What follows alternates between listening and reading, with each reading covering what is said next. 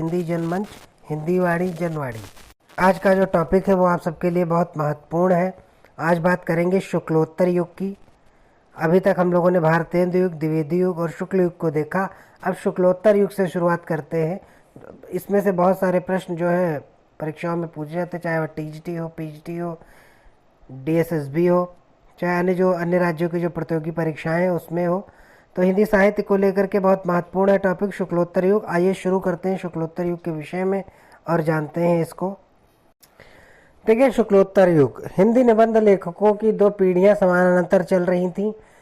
एक तो उन निबंधकारों की थी जो छायावाद युग या उसके कुछ बाद से लिखते आ रहे हैं, और दूसरी पीढ़ी उन लेखकों की है जिनके लेखन में विषय और शैली दोनों में नवीनता पाई जाती है। आज पीढ़ी के अधिकांश निबंधकारों को हम छायावाद या शुक्ल युग के अंतर्गत पढ़ चुके हैं। शुक्लोत्तर युग के अंतर्गत बहुत सारे साहित्यकार हैं, जिनमें प्रमुख रूप से हैं माखनलाल चतुर्वेदी, हजारी प्रसाद द्विवेदी, शांतिप्रिय द्विवेदी, विद्यानिवास मिश्र, कुबेरनाथ राय, विवेकी राय, श्रीलाल शुक्ल, हरशंकर परसाई, रामवृक्ष बेनीपुरी, शरद जोशी, नामवर सिंह, सच्चिदानंद हीरानंद वात्सायन नग्गेय, जैनेन्द्र, धर्मवीर भारती, निर्मल वर्मा, नंद दुलारे वाजपेयी, डॉक्टर संपूर्णानंद, विष्णुकांत शास्त्री, विजय देव नारायण शाही, गजानन माधव मुक्तिबोध, राहुल संकृत्यायन, और इसके अलावा रामविलास शर्मा, कन्हैयालाल मिश्र प्रभाकर, उपेंद्र नाथ अश्क, रघुवीर सहाय, कृष्ण बिहारी मिश्र, रामधारी सिंह दिनकर। तो ये प्रमुख निबंधकार हैं जो शुक्लोत्तर युग के अंतर्गत आते हैं, और बहुत सारे महत्वपूर्ण इसमें नाम हैं जो अन्य विधाओं से भी संबंध रखते हैं। लेकिन हम निबंध साहित्यकारों में शुक्लोत्तर युग में अनेक विधाओं में अनेक तरीकों से निबंध लिखे गए, जैसे ललित निबंधकार, व्यंग्यपरक निबंधकार, विचार प्रधान निबंधकार। तो इस तरीके से तो हम सबसे पहले इसमें जो शुरुआती दौर रहा वो ललित निबंधकारों का रहा। तो हम लोग इसके संदर्भ में सबसे पहले ललित निबंधकारों के विषय में जानेंगे। इन ललित निबंधकारों में प्रमुख रूप से हजारी प्रसाद द्विवेदी, विद्यानिवास मिश्र, कुबेरनाथ राय जी, विवेकी राय जी, शिव प्रसाद सिंह, कन्हैयालाल मिश्र प्रभाकर, ये नाम ललित निबंधकारों की श्रेणी में आते हैं। महत्वपूर्ण नाम है जिसमें हजारी प्रसाद द्विवेदी, विद्यानिवास मिश्र, कुबेरनाथ राय, तो ये महत्वपूर्ण है। हजारी प्रसाद द्विवेदी हजारी प्रसाद द्विवेदी के विषय में हम लोग आगे चलते हैं और इनके विषय में देखते हैं। देखिए, हजारी प्रसाद द्विवेदी जी का जन्म था वो 1907 ईस्वी में हुआ था। कहाँ हुआ था? बलिया जिले के दुबे का छपरा, बलिया जिला है, वहाँ दुबे का छपरा नामक गांव है, वही 1907 ईस्वी में इनका जन्म हुआ था। ये हिंदी के प्रमुख ललित निबंधकार माने जाते हैं। इन्होंने निबंध को व्यक्ति की स्वाधीन चिंता की उपज कहा है। निबंध को व्यक्ति की स्वाधीन चिंता की उपज मानते हैं। नवीन ढंग के निबंध तर्कपूलक की अपेक्षा व्यक्तिगत अधिक होने चाहिए। द्विवेदी जी के प्रमुख निबंध इस प्रकार से हैं। अशोक के फूल पहला निबंध है। अशोक के फूल 1948 में, निबंध और निबंध संग्रह दोनों हैं। कल्पलता इस नाम से निबंध और निबंध संग्रह 1951। मध्यकालीन धर्म साधना 52। विचार और वितर्क 1957। कुटज 1964। साहित्य सहचर 1965। ये आलोक पर्व, नाखून क्यों बढ़ते हैं, एक तरीके से जितने भी निबंध हैं वो बहुत महत्वपूर्ण है। इसके अलावा देवदार, वसंत आ गया, आम फिर बौरा गए, घर जोड़ने की माया, शिरीष के फूल, ठाकुर की बटोर, कालिदास की लालित योजना, मेरी जन्मभूमि, वर्षा घनपथ से घनश्याम तक, आत्मदान का संदेश वाहक बसंत। इसके अलावा हम लोग आगे बढ़ते हैं और आगे बढ़ने में देखते हैं कि इसके अलावा आगे बढ़ते हैं तो देखते हैं विद्यानिवास मिश्र जी को। लिखे ललित निबंधकारों में विद्यानिवास मिश्र ने भी प्रसिद्धि हासिल की। इनके द्वारा लिखे गए प्रमुख निबंधों में चितवन की छाह 1953, हल्दी धूप 55, कदम की फूली डाल 1956, तुम चंदन हम पानी 1957, आंगन का पंछी और बंजारा मन 1963। फिर है मैंने सिल पहुंचाई, वसंत आ गया कोई उत्कंठा नहीं, मेरे राम का मुकुट भीग रहा, परंपरा बंधन नहीं, कटीले तारों के आर पार, कौन तू फिलवा बीननहारी, निज मुख मुकुर, भ्रमरानंद के पत्र, तवाल के झरोखे से, संचारिणी, अंगद की नियति, लागो रंग हरी, शेफाली झर रही, भाव पुरुष श्री कृष्ण, जीवन अलभ्य है, जीवन सौभाग्य है, देश धर्म और साहित्य, नदी नारी और संस्कृत, बूंद मिले सागर में, पीपल के बहाने, शिरीष की याद आई, साहित्य के सरोकार, साहित्य के सरोकार 2007 में, कितने मोर्चे 2007।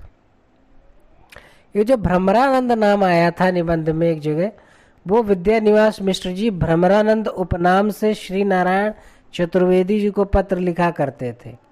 ये बहुत बहुत महत्वपूर्ण है। भ्रमरानंद उपनाम से जो है श्री नारायण चतुर्वेदी जी को पत्र लिखा करते थे। कौन? विद्यानिवास मिश्र जी। ठीक है, नोट कर लेंगे इसको। विद्यानिवास मिश्र जी भ्रमरानंद उपनाम से श्री नारायण चतुर्वेदी को पत्र लिखा करते थे। फिर आइए निबंध, इसी ललित निबंधकारों की श्रेणी में आगे बढ़ते हैं और कुबेरनाथ राय जी को देखते हैं। कुबेरनाथ राय भारतीय संस्कृत के उदात्त स्वरों को आधुनिक जीवन संदर्भ में व्याख्यात करने वाले रस धर्मा ललित निबंधकार हैं। इनके प्रमुख निबंधों में प्रिया नीलकंठी 1968, प्रिया नीलकंठी 1968, रस आकेटक 1970, गंधमादन 1972, विषाद योग 1973, विषाद बांसुरी 1976, पर्ण मुकुट, महाकवि की तर्जनी, कामधेनु, पत्र मणिपुतुल के नाम, मन पवन की नौका, किरात नदी में चंद्र मधु, दृष्ट अभिसार, त्रेता का वृहत सार, वाणी का क्षीर सागर, अंधकार में अग्निशिखा, आगम की नाव, मराल, उत्तर कुरु, हरी हरी दूब और लाचार क्रोध, वन पर्व, कवि तेरा मोर आ गया, वेणु कीचक, यक्ष प्रश्न, रसोपनिषद, सिंह द्वार का कवि प्रेत, शिशुवेद। तो ये ऐसे निबंधकार हैं राय जी जिनके कई निबंधों के कथानक जो है महाभारत की कथा पर आधारित है। तो ये बहुत महत्वपूर्ण है। कुबेरनाथ प्रश्न पूछा जाता है कि महाभारत की कथा पर किसके निबंध आधारित रहते हैं, तो उसमें कुबेरनाथ राय ऑप्शन में है, तो कुबेरनाथ राय सही होगा। फिर बात करते हैं विवेकी राय की। विवेकी राय स्वतंत्रता प्राप्ति के बाद उत्तर भारत के बदलते हुए गांवों की सांस्कृतिक चेतना को दर्शाने वाले निबंधकार रहे। इनके प्रमुख निबंधों में 1956 ईस्वी में लिखा गया किसानों का देश, 1957 में गांवों की दुनिया, त्रिधारा 1958, फिर बैतलवा डार पर बहुत महत्वपूर्ण है। गवी गंध गुलाब 1980 ईस्वी में। देखिए गौवी गंध गुलाब जो है रेखा चित्र के अधिक करीब माना जाता है। जैसे अगर ये रेखा चित्र में दिया हो तो इसको ऑप्शन जो है सही मानेंगे। फिर है नया गांव नामा 1984 ईस्वी। आम रास्ता नहीं है, वन तुलसी की गंध, इसी नाम से रेणु जी ने संस्मरण भी लिखा है, वन तुलसी की गंध। तो ये बहुत महत्वपूर्ण, ध्यान रखेंगे। वन तुलसी की गंध जो है विवेकी राय का भी है और निबंध, और फरीश्वरनाथ रेणु जी ने जो है वो वन तुलसी की गंध को संस्मरण के रूप में भी लिखा। तो दो लोगों की रचनाएं हैं ये, इस चीज़ को ध्यान रखेंगे। जीवन अज्ञात का गणित, जुलूस रुका है। देखिए जुलूस रुका है जो इनका है वो रिपोर्ताज शैली में लिखा गया है। जुलूस रुका है ये विवेकी राय का रिपोर्ताज शैली में लिखा गया निबंध है। तो जुलूस रुका है, अगर रिपोर्ताज वहाँ पर दिया है प्रश्न में तो रिपोर्ताज शैली लगाएंगे। उठ जाग मुसाफिर ये भी है। बबूल, तो एक तरीके से ग्रामीण अंचल के जैसे निबंधकार के तौर पर इनका नाम बहुत महत्वपूर्ण रहता है। तो इस चीज़ को ध्यान रखेंगे जो भी चीज़ें इन्होंने लिखे। नया गांव नामा एक निबंध है 1984 में, ये भी महत्वपूर्ण है। फिर अगले निबंधकार के रूप में देखते हैं शिव प्रसाद सिंह को। शिव प्रसाद सिंह की गणना ललित निबंधकारों में की जाती है। इनके द्वारा लिखे गए प्रमुख निबंधों में महत्वपूर्ण है पहला ही 1962 ईस्वी में लिखा गया शिखरों के सेतु महत्वपूर्ण है निबंध। 1962 ईस्वी में कस्तूरी मृग, चतुर्दिक, मानसी गंगा, किस किस को नमन करूं, क्या कहूं कुछ कहा न जाए, खालिस मौज में। शिव प्रसाद सिंह के हैं, महत्वपूर्ण है, तो इस चीज़ को ध्यान रखेंगे, महत्वपूर्ण है ये। कन्हैयालाल मिश्र प्रभाकर, देखिए कन्हैयालाल मिश्र प्रभाकर जी ललित निबंधकारों की श्रेणी में आते हैं। इनके द्वारा लिखे गए प्रमुख निबंधों में माटी हो गई सोना यह संस्मरणात्मक शैली में लिखा गया है। कारवां आगे बढ़ गए, जिंदगी मुस्कुराई, ये भी संस्मरण है।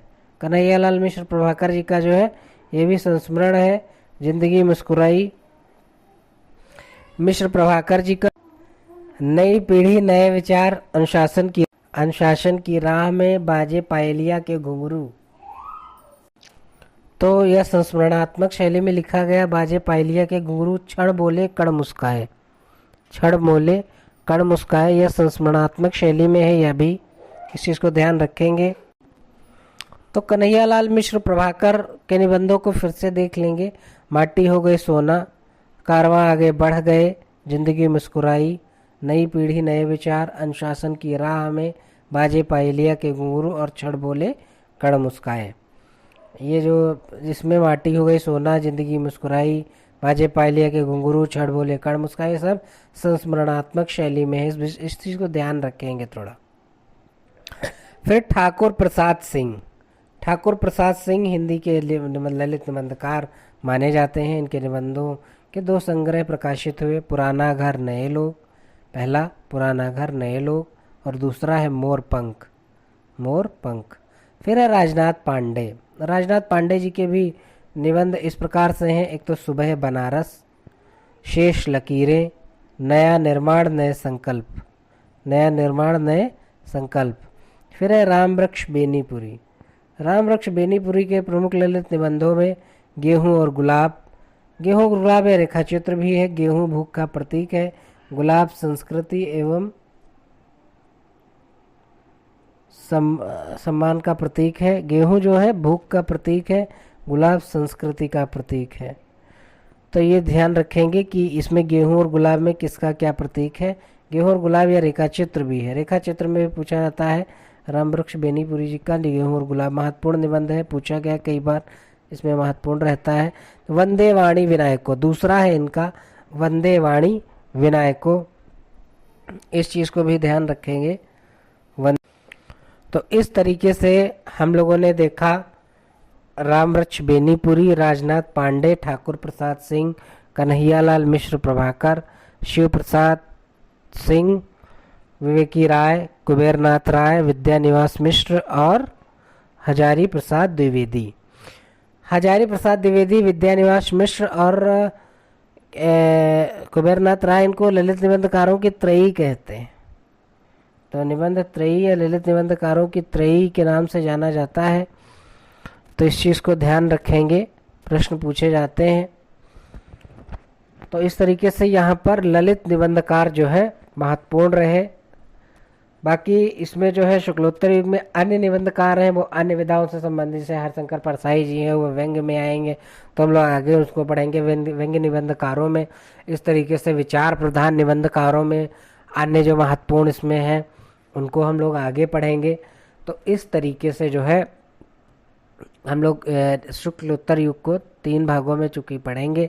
पहला भाग आज ललित निबंधकार हमने आपके सामने रखा। आप लोगों को कैसा लगा कमेंट बॉक्स में ज़रूर बताइए।